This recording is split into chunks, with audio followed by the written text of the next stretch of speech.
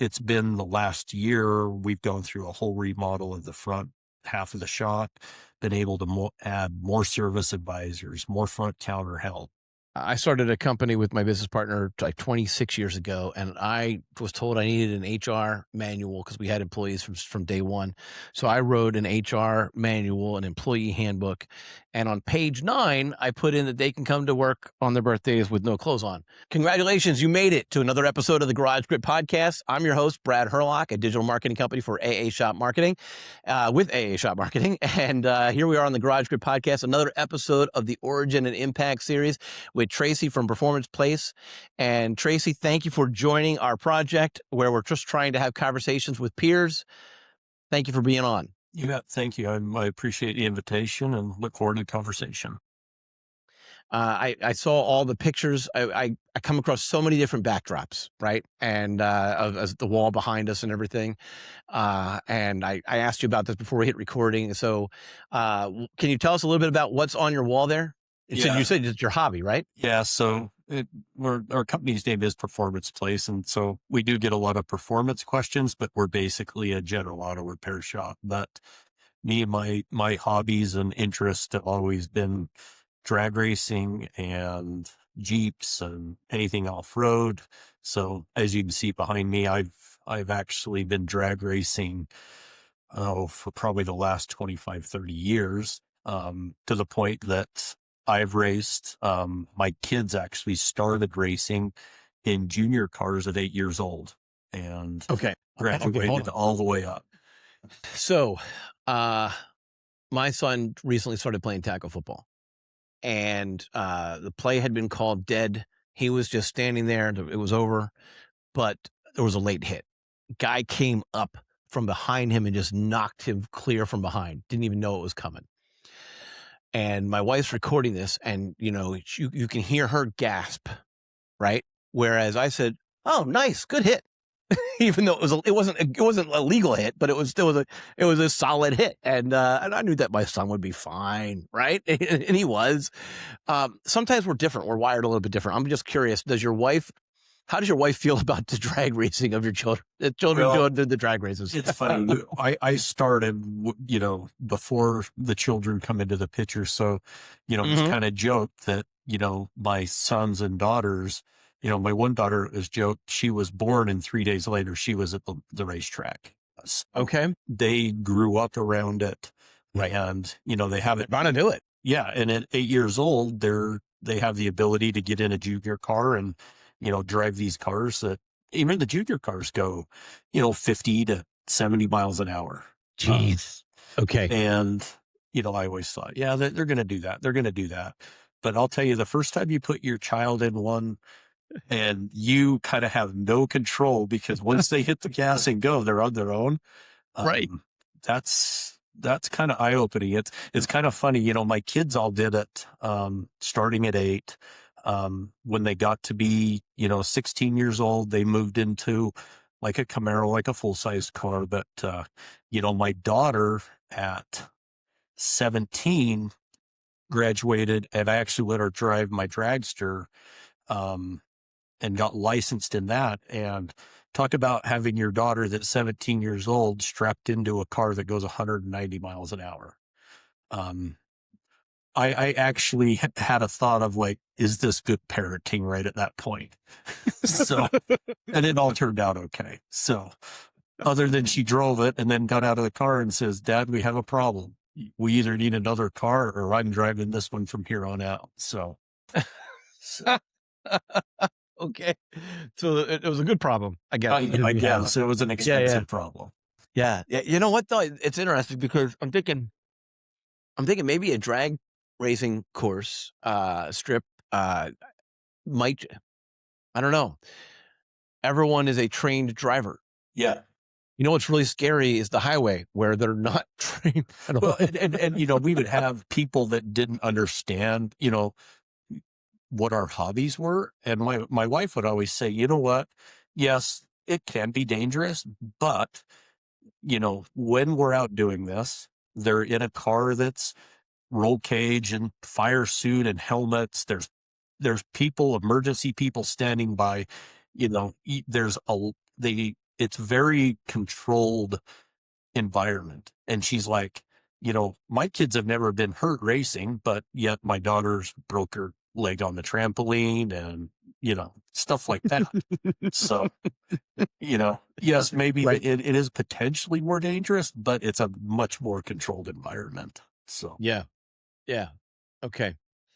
All right. Well, we're going to segue that over to repair shop. So you said because of the name, you do get a lot of performance questions, and probably because of your network, you get your share of your personal network. You get a share of performance related questions. But as a general repair shop, why don't you tell our listeners a little bit about your shop? Tell us about the size. Tell us about the area that you're in, like the population. Is it rural? Is it urban? Is it suburban? Tell us, tell us how many technicians you have, those types of things. Go ahead. okay. So the shop was opened originally in 1974 by my dad, Okay. in the same location we're in here now. When he started the shop, there was 6 bays. He built the shop right here.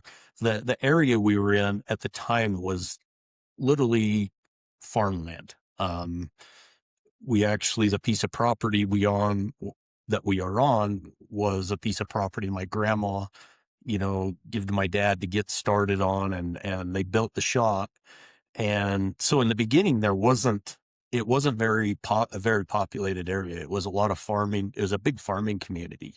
Obviously through the years, we've added on and added on and added on, to our current situation. We have 17 bays right now.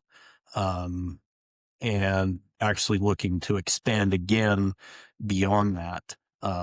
Since the farming community over time, it has become a suburb that is heavily populated, and we're stuck right in the middle of it. So, but like I said, we're in a very good situation.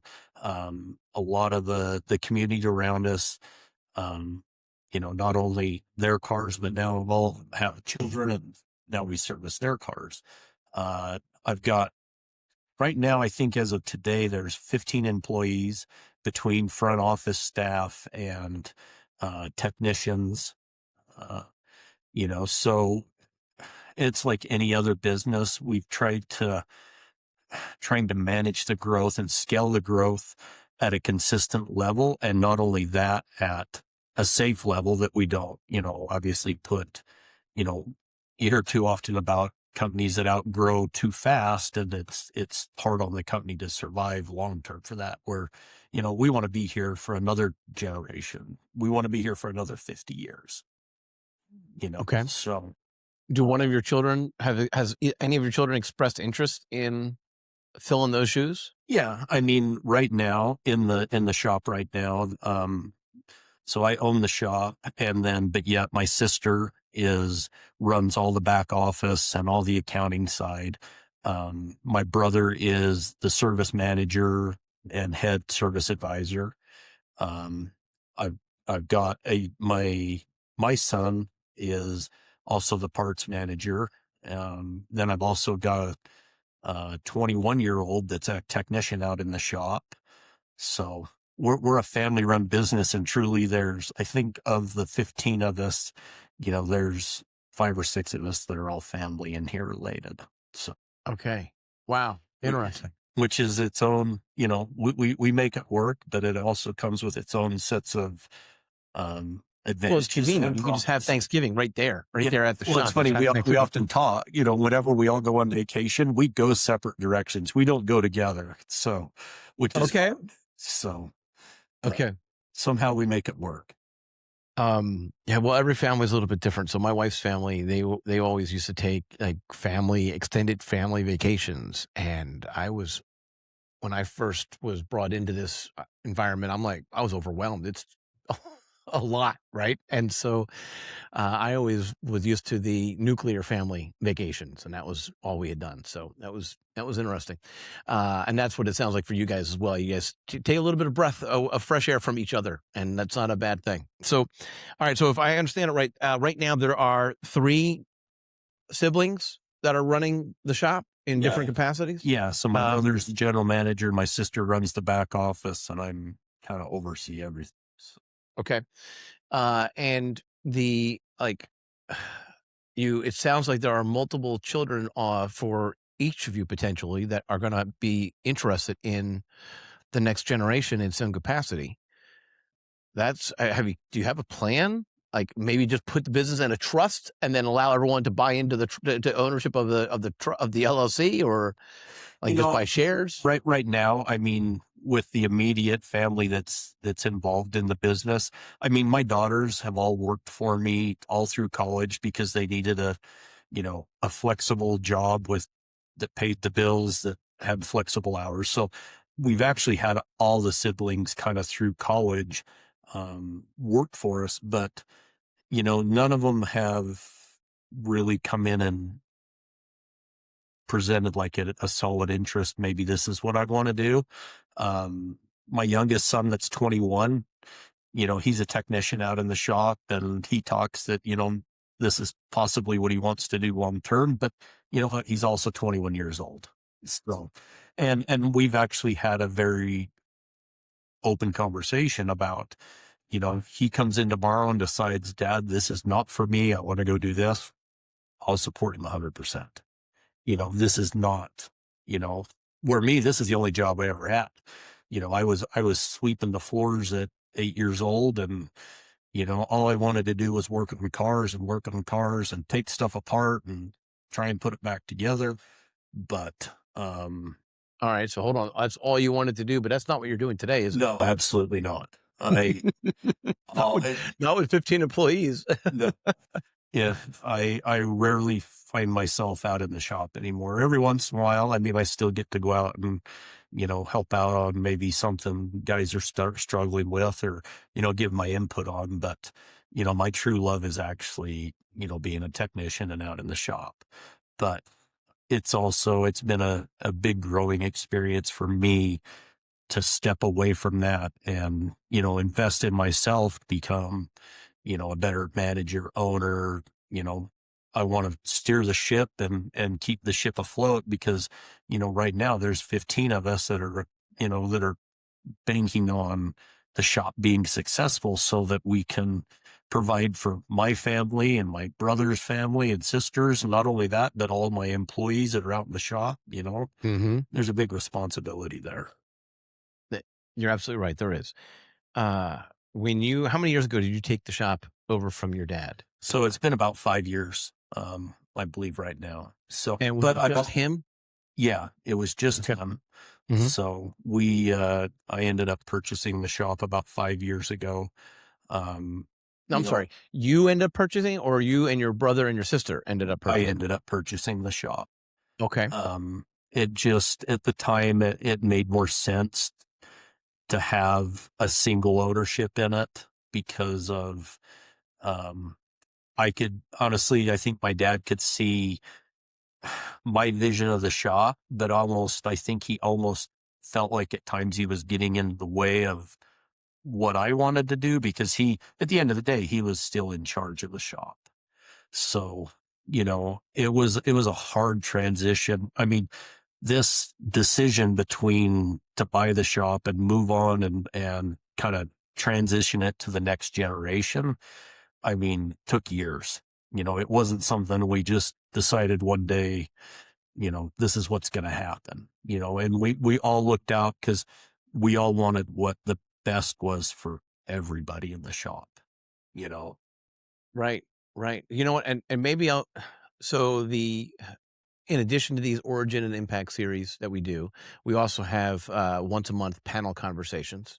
And the panel conversation that we had for this calendar month of March of 2026 was about how shops are using AI. And the panel conversation scheduled for April of 2026 is who's in charge, your level A lead tech or you? And so, I'm pretty sure I might actually have that panel already filled. I've had so much interest in chatting about that. So that'll be interesting. Maybe May, we do another panel. We've done this before. It was back in the summer I think it was August of 2024. We had a handful of different shop owners come on and talk about their transition from one generation to the next.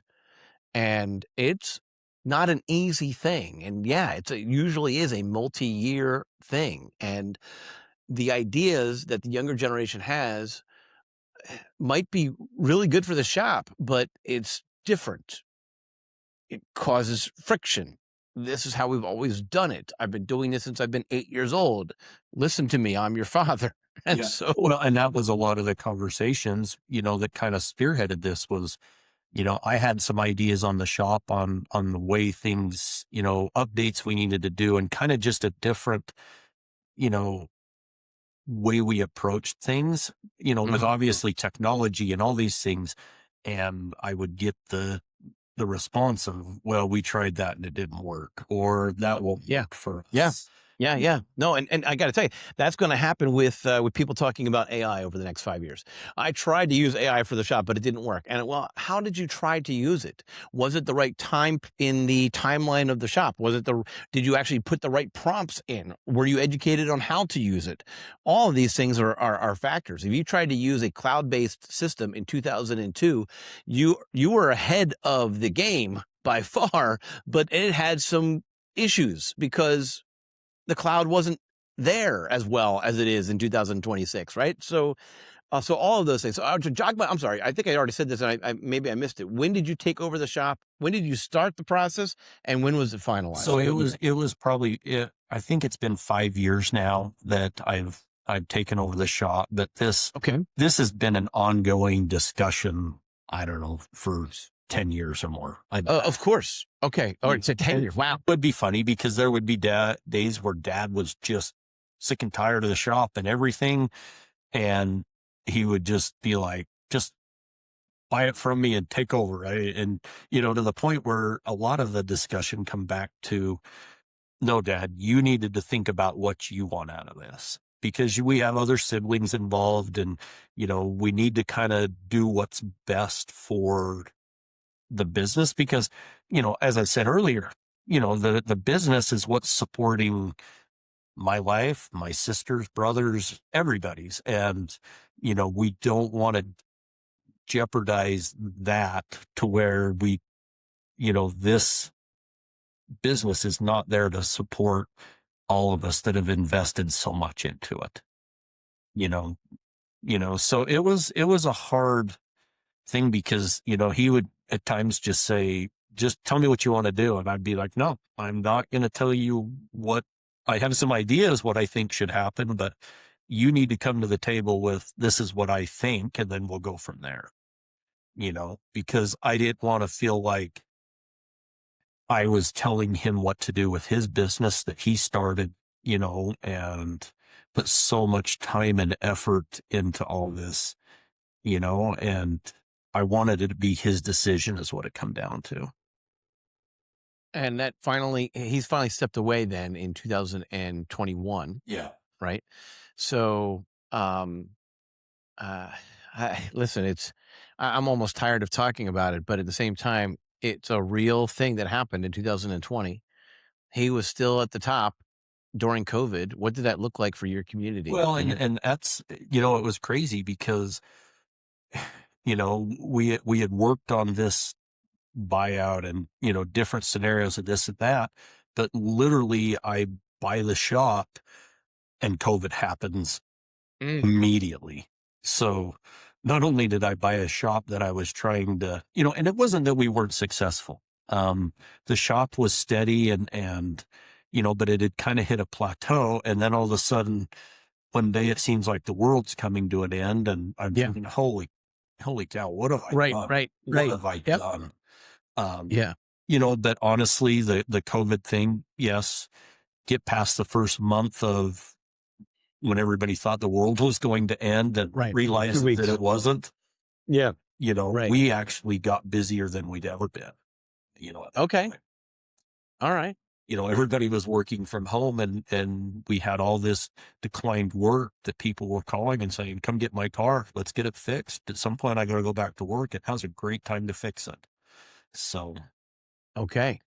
All right. So pickups were a key thing that were happening for you. Do you still do the pickups the same way or not quite as often? Not as much as we do. I mean, we definitely try and make it as convenient as we can for our customers, but that's definitely something that we could improve on and get back to, helping that side of the business. Forever, like when dad was running it, we were always focused on the shop side, get the shop. We need more technicians. We need equipment. We need more room. And honestly, this last year, we've gone through a huge remodel at the shop where I remodeled the front office, actually took one of my production bays and expanded the office because we did not have the ability to add more service advisor and front staff count, front staff.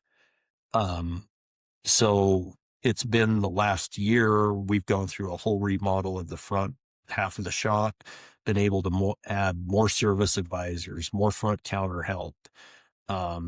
Yes, I sacrificed one bay, but was able to clean some stuff out in the back and pick up actually 2 more bays in the back. So we really didn't lose anything other than gaining more garage space and office space, which has been really nice. Okay. All right. So you didn't have to build on, you just had to remodel and rearrange on the inside. Yeah. Yeah. Okay. But we're just about pretty much at a capacity now of the building we've got now. So what's the next step? Do you have to build on? I mean, either the next step will be so we sit on basically about 2.5 acres. And so I do have the ability to add on another shop out back. So that's kind of the long-term goal of maybe adding another, I think, 15 bays out back. But I don't know. Will your local municipality be okay with that? Yes, because where everything is. You're the mayor? Yeah. Is kind of where. But then, what's funny is we own 2.5 acres and there's a self-serve car wash that's right next to me that I'm currently under negotiations to try and buy, because that might turn in, whether it's stated car wash or not, it could turn into some maintenance bays and or potential 5 more bays over there, and it's literally 150 feet to the left of us. Easier than building another 15 bay building. Yeah. It could be a baby step to those additional 15 bays. Yeah. But it also could be, you tell me on how concierge, we're talking about the pickup and, that level of service, right? Yeah. And how you might want to get back to it. I don't know. Like, is there an opportunity to clean out my car while you're there? Yeah. And that's another part of it is that with the car washes to come into play, it opens a whole nother side of the business for, maybe some detailing, car wash, we'll have to see what that goes. And, a lot of this has stemmed since we've been able to add more front office staff and that, we're always looking at growing the back shop, but now we're looking on how can we create the best customer experience, for our front, for people, from the minute they make the phone call to schedule an appointment, whether it's phone call, scheduling it online, I want to make the experience that they have from making that first initial contact to where they pick up the car as seamless and as helpful as possible. Seamless and helpful, but also I need to get my vehicle maintained. Okay, you flushed out my oil. You give me some some fresh fluids. That's great. It feels the same dirty cabin that I was in when I handed it off to you. Did you actually do anything? I mean, of course you did, right? I get that, but the customer may or may not feel. It doesn't feel like it doesn't drive any different necessarily. I mean, maybe if you replace the brakes, it doesn't go down to the floor anymore, right? But I mean, it's a lot of times it doesn't feel any different. And if you could add an extra piece that actually just kind of accents that you were there. Well, and that's what we've actually been talking about a lot in our office meetings lately is how can we, add value to what your experience is from the customer standpoint. Because we're definitely not we're probably one of the more expensive shops in the area. But the last thing we want is the customer to not think of this about price. They want to think about the value I've got when I came to Performance Place. the level of service, the contact, our digital vehicle inspection, the way we present work. We want that to be top tier to where, yes, okay, it does cost to go and get your car maintained, but I feel like I got value for the money I paid. Yeah. And so what were some of the ideas that have been kicked around as far as how to present the work that might be deferred, or the other maintenance items? Well, and maybe it's beyond that. Maybe it's outside of the DVIs. Maybe it's something. Maybe just talking about putting Yeti mugs in each car. I don't know. Yeah. What are some of the ideas you've kicked around? So that one thing we've started lately, and it's kind of stemmed from COVID. We had, little postcards that our technicians would sign saying your car's been sanitized, and we'd leave it in the car. And now that's kind of translated into, a same type of thing where the technician signs a little card and says, appreciate you working on your car. I'm James, your technician, or whatever. Just a better to have them have a better. Sorry, that's pre-filled. And they just sign their name, or does James actually have to write? Well, it's kind of and then he usually writes a little note on the card about, maybe something, I got in one the other day, and it was kind of funny because it was my neighbor's minivan, and he wrote, appreciate you bringing your car in. This is a cool minivan, and signed his name. I mean, just random stuff like that. But, we've got. What's cool about a minivan? I don't know. I'm calling him out on that. Are you converting it for drag racing? That would be weird. But I mean, okay. Okay. But, we just want to give, more personal. I'm sorry. Do you guys do regular drug testing?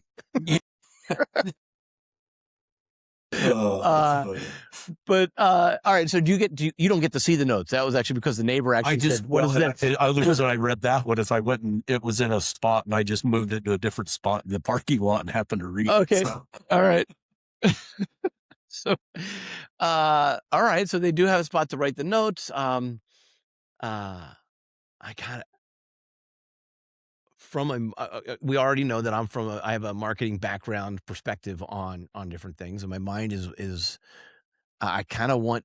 I don't know how much time it would take, but I kind of want your technicians to take a picture of the notes that they make. Okay. And then I want someone to be posting a couple of those occasionally on your social media platform, because some of them could be like that one could be fun and get a lot of engagement on your social media platform. And you're also advertising what to expect when you come here. We're personalizing this for you. Yeah. And we don't want them to feel like it's just a transactional situation.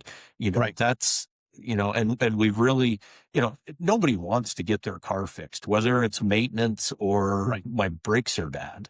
It's just, I need my car fixed so I can go to work. So how can we make that whole transaction, where they feel like they've got a great value? They want to feel like, this shop really is looking out for my best interest. And I think the family owned and operated, because they know the people that come in here, they see me, they see my brother, my sister, whoever it is. All my employees, I mean, so my latest service advisor, he was the first service advisor we'd ever hired outside of family. And he was a technician for me and moved to the service advisor because he had some health issues and couldn't do it anymore. But I mean, he's worked for me for 25 years. And so, and it's funny because people would come in and recognize him as the technician, but now he's sitting at the front counter, and he's doing a great job. So, it's really a family atmosphere when they come in here. I mean, we know about you, your kids, your family. We try and be as supportive we can throughout the community on different things. A lot of it is, high school sports and offering, we try and support the local high school sports teams at, a couple of the local high schools. Some of that is stemmed from our own kids going through the sports program, and we've stuck with it. But, we just try and get our name out in the community, and not so much as being, yes, we are a performance place and we take care of your car needs, but to be there as part of the community, is a big part of it. Um, whether, there's just so many things that oftentimes I think when you think of marketing, and yes, you're always looking at your return on investment. And, if I spend this much, how many people does it bring in? But, how does that become personal, to where somebody has a personal connection to your business is what it comes down to. I think we've often talked that if we can get a new customer into our, into the business or into the shop, and we do a great DVI with video pictures and all that stuff, they're treated well, they're treated fairly, they add value. We want to convert that person to a lifelong customer. That's what it comes down to. And we take care of our customers that are here to where they don't tell their neighbor, hey, you need to go there. They're, it's funny is the one thing they're like, they're busy and they're usually booked out a ways, but it's worth the wait. And that's probably our biggest obstacle right now is we have so much work lined up to be done, is getting that in at a timely and turned around and back out. It's not uncommon for us to be booked out anywhere from 2 weeks to a month to get in to see us. Wow. Yeah. Right now, I think we're about 2.5, almost 3 weeks. So, maybe it is time for those, that extra 15 bay. it is. building. And that's it's hard is because of that, we do lose a lot of work that we could take care of. Just, we don't have the staff, the facility, and my guys are awesome. They're turning well above 100%. They work really, really hard and do really quality work, but I need to, and that comes back to, the scaling and expanding. It'd be one thing to go, let's go spend $3 million and build this great big nice building out back. We've got to do that at a pace that we make sure we can support it, and I don't jeopardize any other side of the company.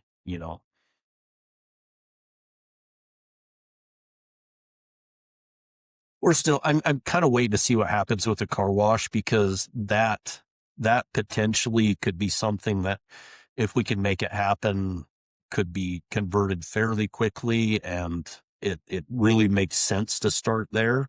But if that doesn't pan out, then we'll proceed, maybe looking at another building out back. So, and a lot of that too is we do a ton of fleet work. So we almost have two sides of our business. We have a fleet side and, your everyday off the street customer. So I don't know. It'll be interesting to see what happens over the next few years for sure. Honestly, I think it's just word of mouth. I haven't really marketed to fleet companies, but a lot of them have been personal customers that you obviously work for said construction company or whatever it is. And once again, if we can get the service manager, the fleet manager to get their vehicles to the shop, we have a whole presentation on how we kind of treat our fleet vehicles, how things are ran through the shop, and if we can get them here, we can convert them into being our customer. Well, it's something that you said there that I'm kind of thinking through. You already mentioned how you're paying attention to who their kids are, what they're doing in life, so that you could develop that relationship, that your service advisors are developing relationships with the customers. You know who they are. They're not just transactions, right? They're people. If you're doing that and you're finding out their vocation in that process, if that's one of the data points that you are collecting, that's a very sanitized way of saying I'm getting to know the person, right? But oftentimes we ask, what do you do for a living, right? So that's not a big deal. And you find that out, that they own or are part of a management then hey, have you considered bringing your entire fleet over to us as potentially a service advisor question? Yeah. Yes, no, yes. And we're always, and that comes back down to just the communication between my advisors, the customers, our front office staff, developing those situations that, open the doors for those. And it's been absolutely, it's been Now, from a business management standpoint, though, real quick, from a CEO level, if you don't have, here's how we handle fleets, and like a package, in like a preset, here is our process for fleets. Here's what we do at Mr. Fleet Manager, Mrs. Fleet Manager. If you are our customer, here's how we would be caring for you at a slightly higher level than our retail customers. You would get at least this plus this. If you don't have that packaged in a way that can be presented, then your service advisor can only ask the question and then can't follow up with the next thing of, here's what we do for those if you're interested. Yeah. Right. And I mean, you need to have that planned out. Yeah. And actually that's my brother. That's the service manager. He's kind of developed a whole, process on that, the hard part is you always got to kind of get to the right person to talk to. Cause sometimes, the driver versus, and once you get to that right person, we have a whole system we lay out on, within, we schedule them this way, or if it's an emergency, it's towed in, it's inspected within this amount of time. And at that point, we will give you a time frame when you can have the vehicle back. Because what we found is, yes, those are fleet customers and they want their vehicles out being on the road, making them money. But the big question is, okay, if it's broke down, how long will it be broke down and when can I have it back? And if we can communicate those are key points that, and those are kind of the non-negotiable. We have to follow what we present, we will have it checked within 24 hours. You will have an estimate within this amount of time. And at that point, depending on what it is, we'll give you a time frame. We can have it back by this time on this day, and obviously, I mean, you have those data points. You have those goals for the retail side as well. Oh, absolutely. But you don't actually advertise it. You don't actually present it as, hey, thanks for giving us your car. We will let you know by 8 a.m. tomorrow the price for you to do the full engine replacement, right? Like you just are proactive with it so that they are in communication throughout the way. Yeah. Whereas when it comes to fleet, you have to be ahead of time. You have to say, here are the requirements. Yeah. And it's come down to the big question is how long will it be down for? That's the question, whoever you're talking to wants to know that, because then they can make arrangements. If that piece of equipment's got to be somewhere on Sunday, they can relay that to you and vice versa. And we just do what we have to make it happen for us. Well, you said your brother put it together. So maybe you're not, I don't know how familiar you are with all the different pieces, but if a shop owner was trying to say, okay, I want some fleet customers, I need to put together some sort of one-page flyer or a presentation, or at least, have the bullets ready for a conversation. What are some of those bullets? You already talked about it. The open line of communication, the how fast, when you get the request for service, how fast you're going to get it towed back to your shop, how fast you're going to respond to them with what's going on with it. What else? What is there anything else to it? I mean, what we found, that's probably the biggest question is time frame and timing on it. If somebody was looking to drum up more fleet work, a one-page flyer of those exact bullet points of, if you bring your car to us, this is the process of how it's going to come through the shop. Have a time frame when it's going to be inspected. We will have an estimate to you by this amount of time. And at that point, and just try and be as transparent as it can be. I think we could actually do a lot more fleet work if I got out in the market and to some of the other fleet companies that are in our area that maybe we haven't touched on yet. And maybe some of that is just because of our workload and ability to service them. I don't want to overrun the shop, but it's definitely something we're always on the lookout for, new potential fleet customers, not, along with bring in customers for sure. Okay. When you took over the shop in 2020, were you 2 weeks out? Yeah, we were pretty much hovered about 2 weeks out at that point. And what were some of the big changes that you made going in? Or did you make most of the changes during that 10-year transition period? No, I mean, I had a lot of ideas of what I wanted to happen. Um, like I told you, profitability. Um, once I started looking at taking over the shop and became more, I was still doing the job I'm doing now. My dad was here, but he didn't want anything to do with the day to day. I would give him a report every night of how the day went, and his report was how much money did we put in the bank. He never had a process of, how we really a game plan to get to whatever profitability we wanted to get to. And honestly, after I took the shop over, I started to do a deep dive into the finances side. And I just thought to myself, I'm like, we're working way too hard and way too many hours for what I feel like should be there at the end of the day, you know? And so that obviously started me down looking for coaching companies and not really looking for a coaching company because I've done coaching companies before, but I started to be like, hey, this is on me now. If this thing crashes and burns, it's on me. So what do So I need to do to fix that? you said you've done coaching companies prior 2020? Yeah. And so, you were kind of the CEO role. You weren't necessarily the technician prior to 2020. Yeah. And okay, so it was an easy transition. It was a lot of just paperwork signing to some extent. Yeah. But during that time where you were kind of steering the ship before you actually owned it, what programs had you uh, participated in? So years and years ago, we had ran through ATI, and spent a few years with them. Spent with RPM Toolkit out of Denver. Spent a few years through them.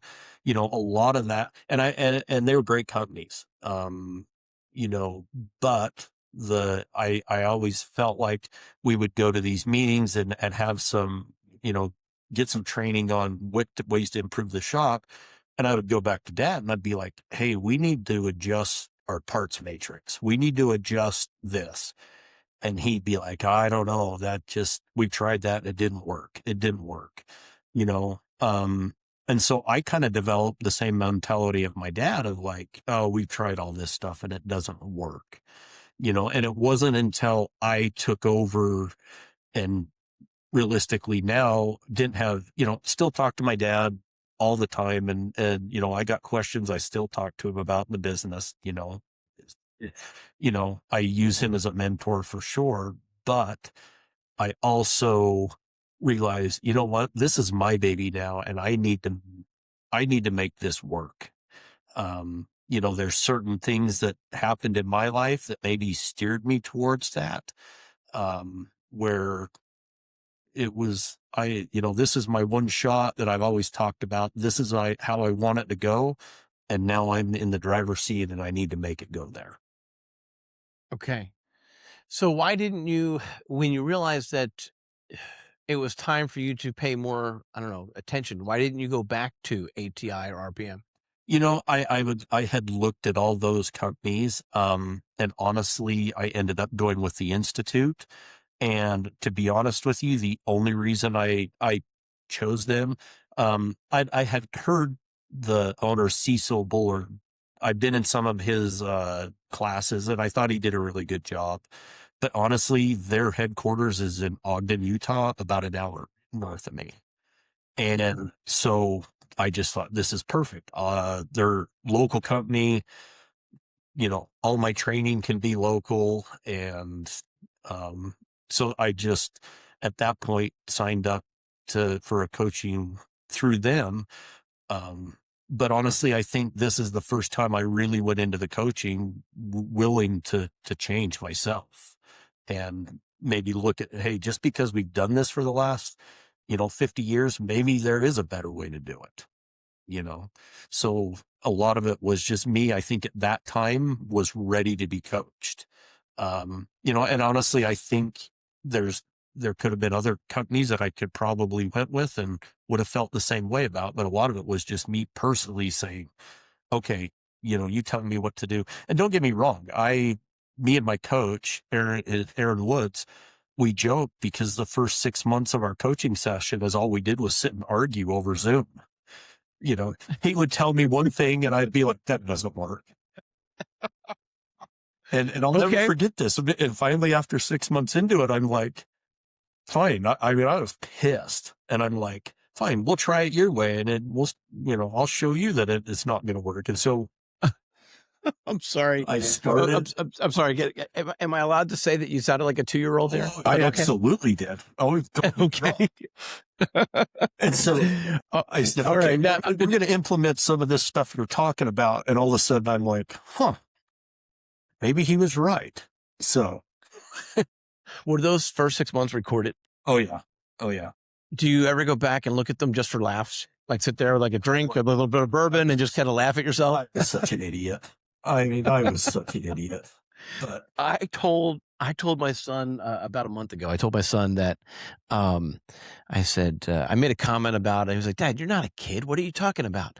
And I said, Cole, when I am 60, I'm going to look back at how at where I'm at today and say, wow, what a stupid kid I was in my early 50s.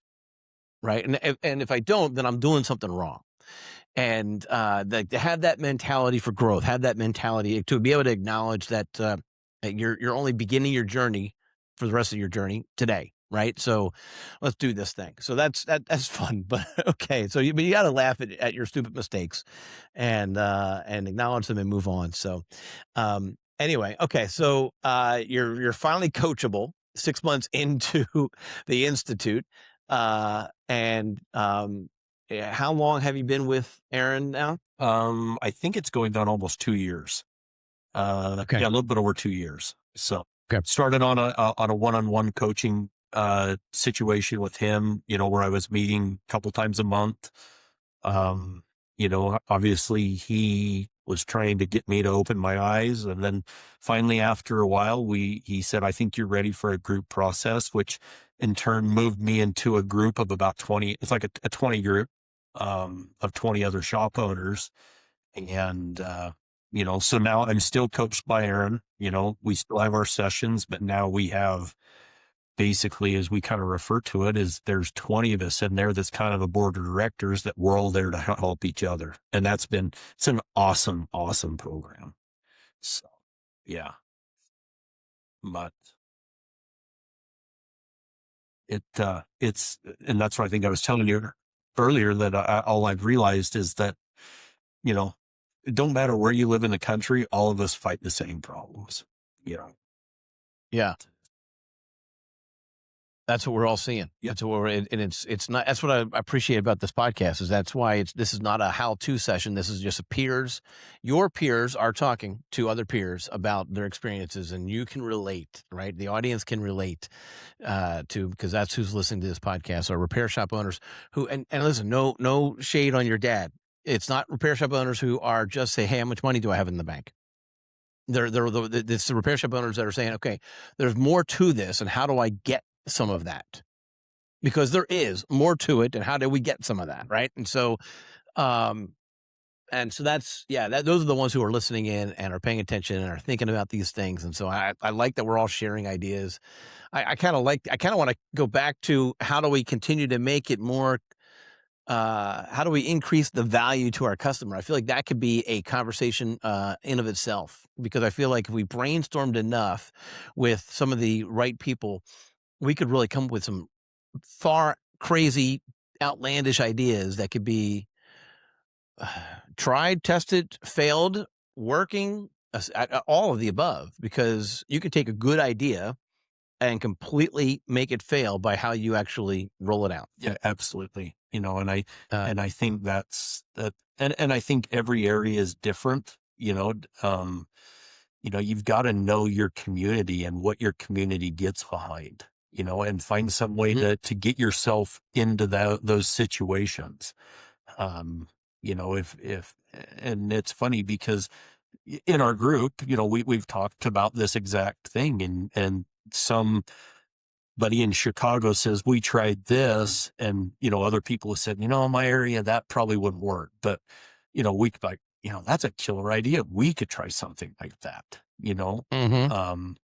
So I And think, make it fit your area. Make a minor adjustment to make it fit your area, yeah, right? So, now you mentioned community involvement, and that means different things to different people. I was talking to a shop in Florida where they regularly attend all chamber events, and they actually volunteer to be the greeters at these chamber events. And so it just is natural to get the name of the shop out to all the local business people who are part of the chamber. yeah.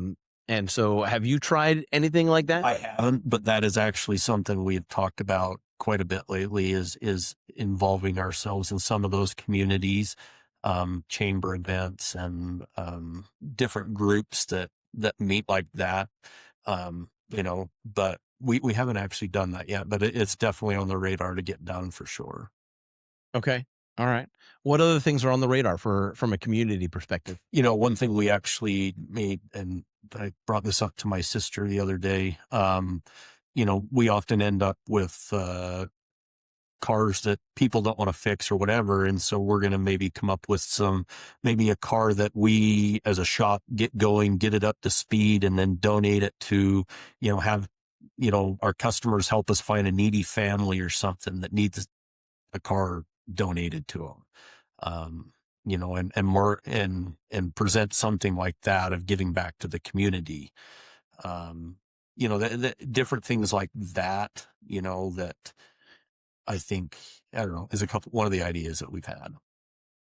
I like the idea. I feel like I don't remember if it was just with various off recording conversations I had with shop owners, or if it's been on episodes, but I've had shop owner conversations around those types of things. And I think the hardest challenge with that is actually selecting the family. And so, my mind goes to, I wonder if that can be delegated to a local nonprofit that actually might have that process in place, who might actually have their ears and eyes on the ground as far as what is and isn't. But I think, like, you know what we did? I talked about it on one episode. We came up with a, not a contest idea, but something along those lines where everyone is just submitting video testimonials as far as why this other person. So I would submit it on behalf of my friend who's down, and so here's his situation, or here's their situation, and then have a board predetermined who's going to be reviewing those and voting on those privately, right? Because you need it. You definitely don't want to have. You don't want to be. You don't. I think it requires planning to do that. I guess that's really what I'm saying, is I don't think you can do that one quickly. And I am the kind of person who actually does jump in and just, all right, let's go do this, right? And so, but I think that particular one needs to be thought through a little bit to make sure that it's, yeah. Well, and that's funny because like my sister that does all the back office stuff, I'll come up with a harebrained idea and be like, let's go, let's do this. And she'll be like, hold on, think about this, which is good because, I am notorious for just being like, right or wrong, this is what we're doing, Yeah. Well, I'm a thinker on these things. I do like to plan these things out, but a lot of times it's almost like I'm running into it and then I'm thinking about it as I'm turning around, like, oh, I should have thought about this over there. Yeah. Oops. And so, that happens. But that's all right. It takes all types. It's nice that you have that balance. Yeah. So, do you then say to her, okay, think about it. You have till Friday. Yeah, exactly. Well, and she is funny because we'll have a discussion in one of our meetings about, and I'll be like, we need to address this and she is very good about all of a sudden writing a policy, writing an SOP, other than me just, spewing it out of my path. She kind of puts it in an actual format that's, helps us hold people accountable, with throughout the shop on different problems. All right. Now, hold on. So what does that process documentation look like for you? Oh, well, and it's funny.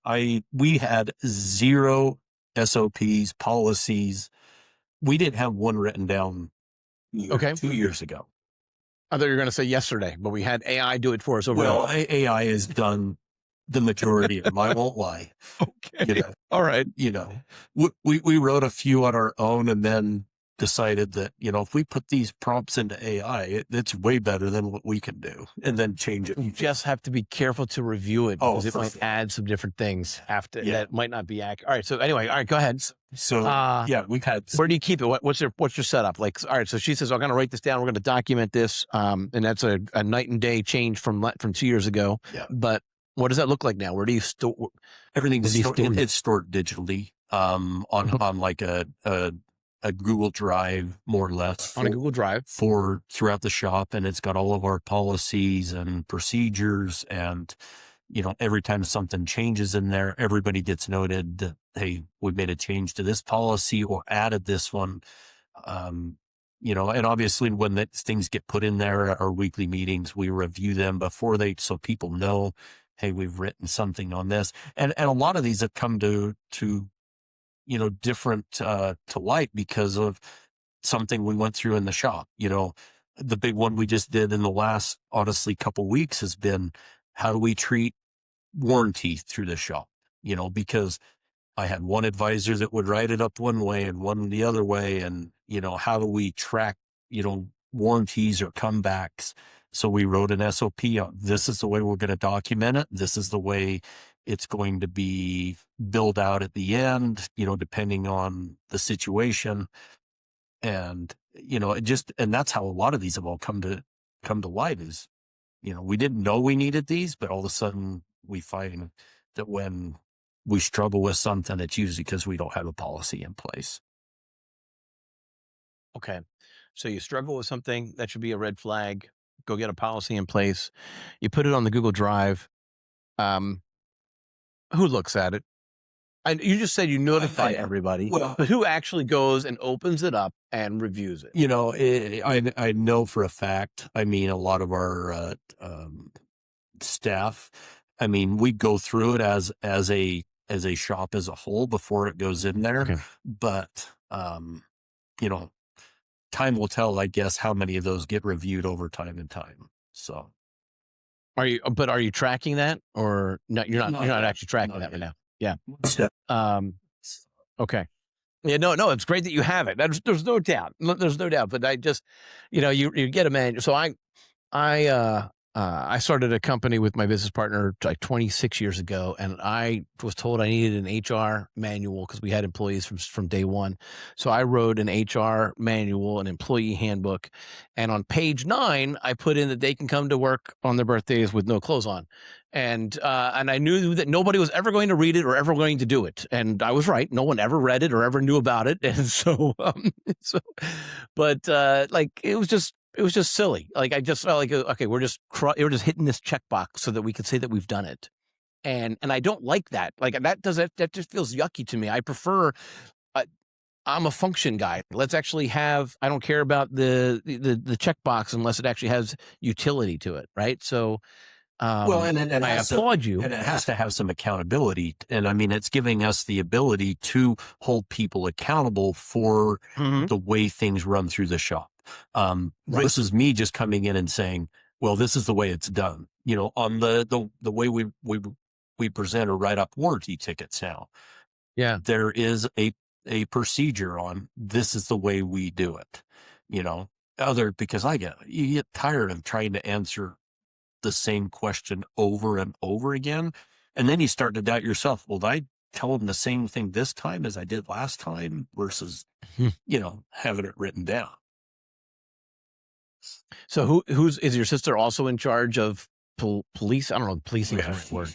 Accountability? Oh, yeah. Well, it depends on what it is. I mean, obviously my brother, that's the service manager, his accountability is the technicians in the back shop. Okay. my sister kind of holds the front office accountable for their job duties and procedures. And then I just kind of Okay. oversee everything else. Okay.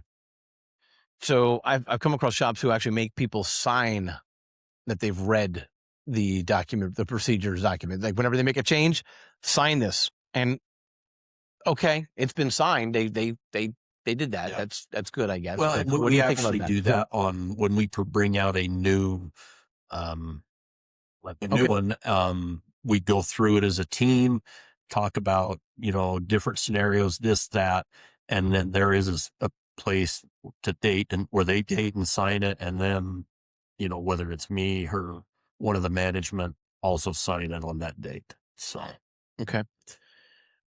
Do you have, so you're talking about team meetings. Are they have regularly scheduled team meetings over there? Do you guys weekly, monthly? What do you guys do? so we do a whole shop meeting every Friday. I buy the guys breakfast or make them breakfast, one of the two on Fridays. Okay. And we have a shop meeting. It's an entire shop meeting to address stuff there. Usually we try to keep it to about 30 to 45 minutes.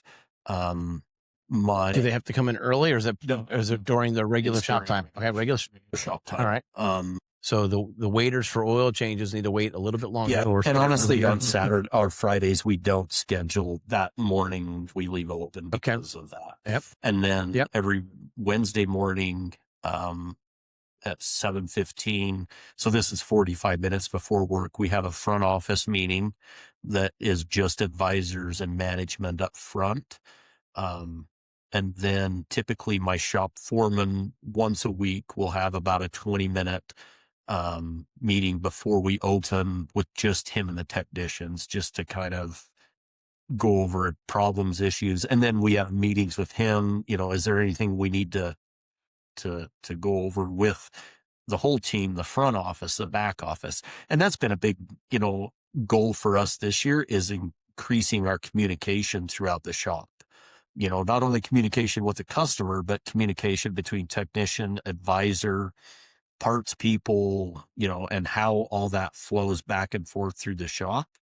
And we've tried some things that didn't work, and we've tried some stuff that works pretty well. And, so we're really trying to give me one that didn't work. I went and bought walkie-talkies for all my guys in the shop to communicate. That failed horribly. I'm sorry. My mind went right to the old Nextel bricks. Oh yeah, where you had the two chirps. Well, and the way our shop is, it's very long. So the front office to the guy in the back, I'm like, man, save some steps, and so we've implemented, Slack. Oh, okay, good. That actually has worked really well. Just this last couple of weeks, we started to do where through Slack, we got some, the headphones that are not in the ear. They're the over the ear, but they're not in your ear. And you can actually call over the Wi-Fi within the shop from the technician to the advisors back and forth, which has been good. It's been about 2 weeks, and so far it seems. Oh my, so they're dialing the front. It's voice recognition. They're saying call front office, and it's actually a phone, but it doesn't go an actual phone call. It actually stays on the Wi-Fi. It stays on the Wi-Fi, and it actually goes through Slack is who it goes through. It's a huddle through Slack. You're doing the huddles. I got it. The huddles. Okay. The huddles in Slack. Got it. And that, I'm familiar. We'll see how that goes. That's just kind of been implemented the last week or two. And it seems to be pretty good.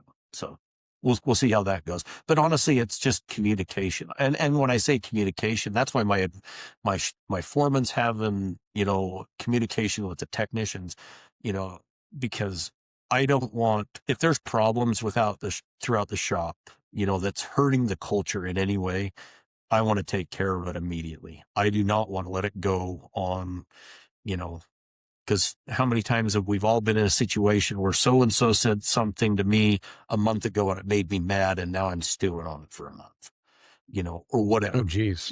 And just stuff like that. So we try and be as open, as transparent, communication wise, to just keep the shop culture in a positive way, and our culture, I feel like, is pretty good right now. Just good. Well, so I don't know what the breaking of the bread on Friday mornings looks like, but when you told me that you eat together on Friday mornings for breakfast, like that goes a long way. Yeah. I I'm not saying every shop should definitely have a weekly meal, but maybe. Yeah.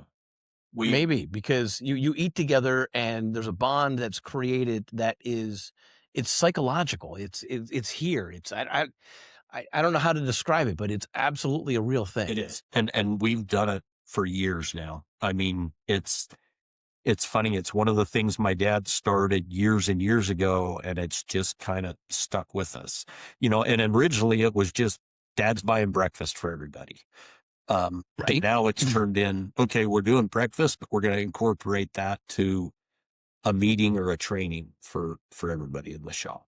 So A meeting or a training. Okay. So the when it's a training, what does that look like? well, I mean, and when it's I say well, there's two different ways. We're currently implementing where at least twice a month my shop foreman's going to set up. I just built a training room in the back that's a lunchroom / training room for the guys, and we're going to try and have at least twice a month either some online training, or if one of my technicians is really strong in one area, we're going to have him get up and kind of help other technicians along. Or the other thing we've been doing is like we get a car in the shop that kicks our butt. We're going to go through that whole scenario of like, did we diagnose it properly? Is there a different way we could have went about it? Do we need another piece of equipment to help that next time? So we've really kind of focused on, we do some online training for everybody in the shop that's done daily, but then on a monthly basis, I'm trying to implement, using the brain power I've got out in the shop to help, bring some of my younger techs along and keep, kind of a team atmosphere going for everybody out there. now the online training, is that through your part supplier, through the institute? It's Where's through an app called Today's Class.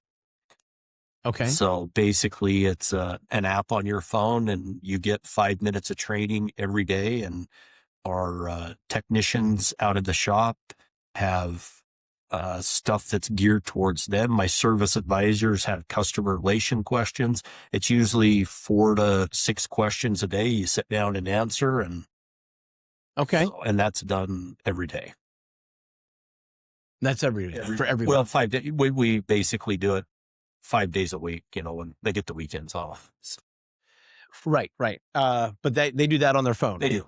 Yep. Phone or computer. Right. The training room you're talking about is a little bit big. Yeah. Does today's class have those longer trainings for that? You know what? I'm not sure, because we legit just got the training room completed like 3 weeks ago. So it's brand new. I'm sorry. So describe this to me, because you said the way you just the little bit that you said, my mind went to a handful of couches, maybe with a pull up desk, or like a like one of those like food like microwave style tables for that you would use at home couch, with large TV screens and an Xbox.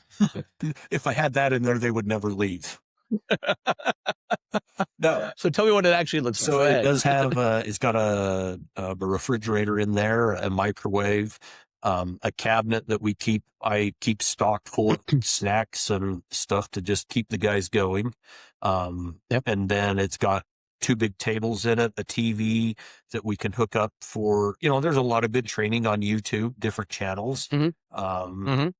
And it's basically where guys can sit down and eat, or sit down and everybody see the TV and have some training through that, is how it is. Okay. But And you expect it to be all 15 techs or all the service advisors all at once in the same room? Or is it going to be more like, all right, these 3 guys, you need this particular training, go take this 40-minute class online because you guys aren't as strong in alignments? yeah, and I think it'll kind of be broken up into that. Our Friday, the room's big enough that my entire shop can fit in there for our Friday meeting, and kind of go over that all together. But I'm sure as we develop this path, we're going to have training for my junior techs, or or A-level techs, Sure. where maybe it's more geared towards them and they go in there and focus on one thing. We've been working on this training area / break room, lunchroom for the last 6 months. And so now that it's done, I just got to figure out how to best utilize it. Okay. And again, no Xbox. No. No. I'd never get my kid that's 21 out of there. So. So, all right. Very good. Okay. Huh. This has been fun. I've enjoyed this. I feel like there's probably more that we could talk about. I mean, it's only been, 70 minutes, but I feel like we could probably keep talking and come up with new ideas, but maybe it's time to put a pause or a pin in this one until the next conversation that we get to have together. Yeah. But I don't know.